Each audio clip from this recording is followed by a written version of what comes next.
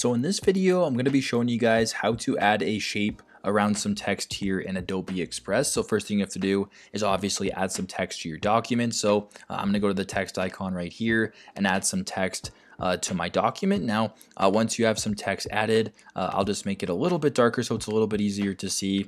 There you go. Now, if you want to add a shape around this text in this document, it's super simple. I'll just double click on the text to edit, open up the screen on the right hand side. I want you to go down to where it says effects, and I want you to go ahead and turn on the shape icon right here. So if you press turn on, then I'll greet you to this screen where you can actually add a shape to your text. So if you press on shape right here, or sorry, turn shape back on, if you go to this option right here, right below, you can actually add different shapes to your text. So if you want to add a circle around your text, you can press on this circle. If you want to add a triangle around your text, or I guess a diamond around your text, you can press on a diamond right here, and you can basically get creative with those bunch of different options here in regards to adding shapes around your text here. If I want to press on this one, you can. It doesn't really matter, but basically that is how you guys can add shapes around text here in Adobe Express. I hope this video helps.